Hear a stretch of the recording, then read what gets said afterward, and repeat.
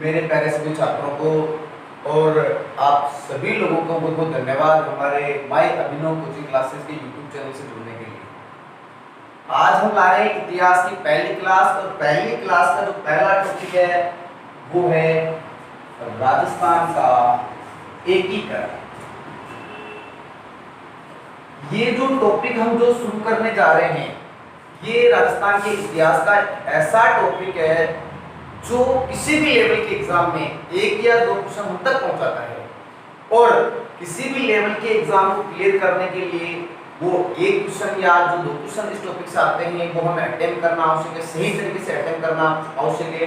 तो आज हम बात करते हैं ऐसे यहाँ से सबसे पहले जो दो क्वेश्चन पढ़ते हैं। पहला क्वेश्चन पढ़ता है एकीकरण क्यों हुआ और एकीकरण क्या है।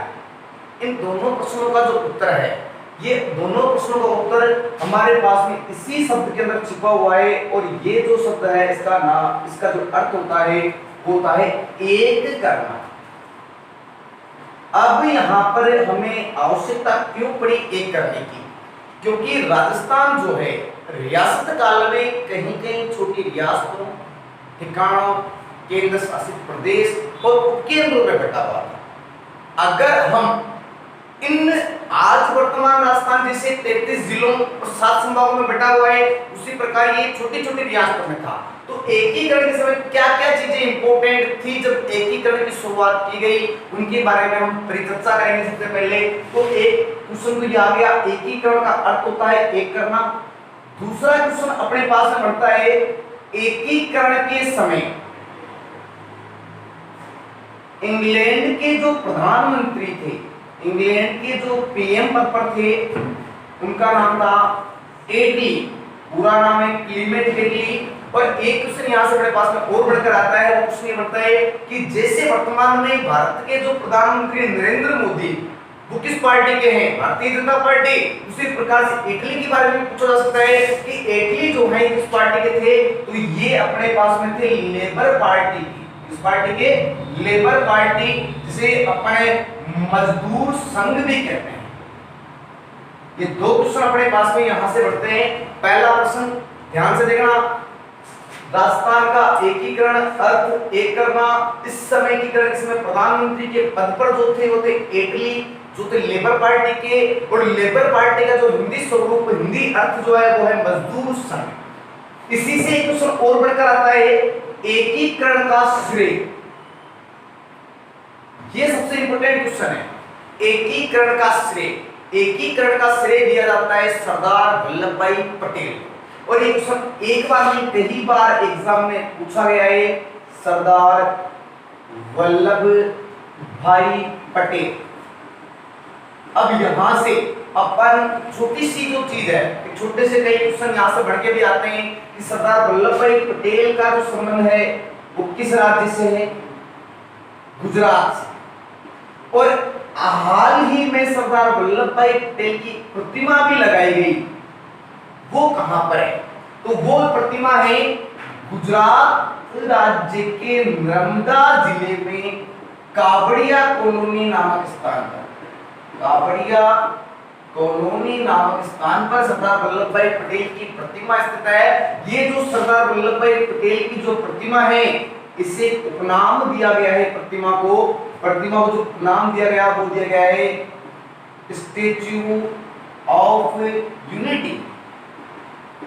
अपने पास में एक छोटा सा शब्द हमने लिया है एकीकरण का, और प्रश्नों का एक सार अपने सामने आ चुका है।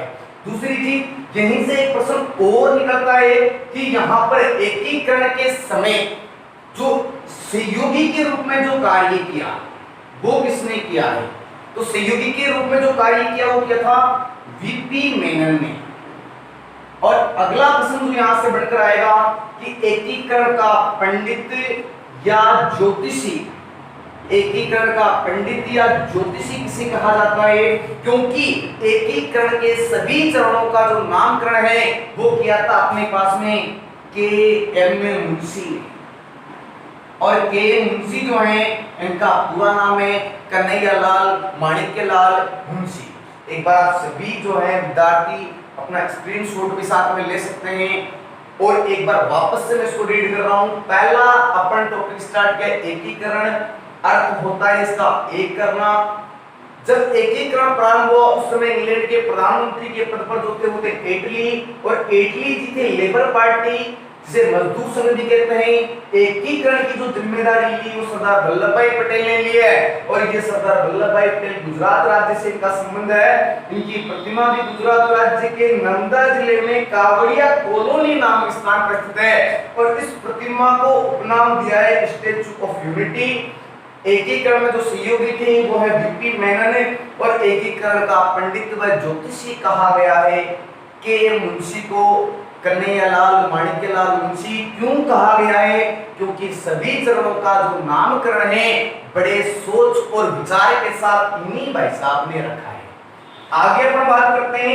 मैंने एक प्रश्न पूछा था कुछ देर पहले कि एकीकरण की आवश्यकता क्यों पड़ी, तो मैंने कहा उस समय कि छोटी छोटी रियासतों में बटा हुआ है, ठिकानों में बटा हुआ है। अब एक प्रश्न ये भी बनता है कि वो छोटी रियासतें कितनी थी, कौन कौन सी रियासतें थी, कौन कौन से ठिकाने थे, कौन कौन से केंद्र शासित प्रदेश थे, कितने केंद्र शासित प्रदेश थे, तो एक बार उनके बारे में अपन बात करते हैं। देखो भाई, सबसे पहले अपन बात करें रियासतों के बारे में, तो अपने राजस्थान जब एकीकरण हुआ तो 19 रियासतों में बटा हुआ था। दूसरा प्रश्न बढ़ता है यहां से ठिकानों का, कितने ठिकाने थे राजस्थान में? कुल 3 ठिकाने।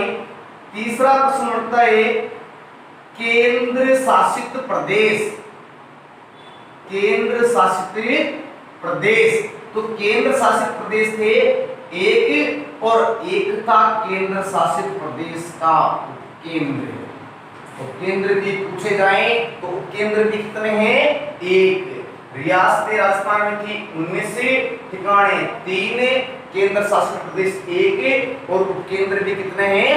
1। आप एक बार यहां तक का स्क्रीनशॉट वापस से ले लीजिए और आगे की चर्चा करते हैं अपने दूसरे पार्ट में। आप सभी लोगों को धन्यवाद, और मेरा निवेदन है माय अभिनव कोचिंग क्लासेस के YouTube चैनल को ज्यादा से ज्यादा सब्सक्राइब भी करें, और ज्यादा से ज्यादा लाइक भी करें, और ज्यादा से ज्यादा शेयर भी करें।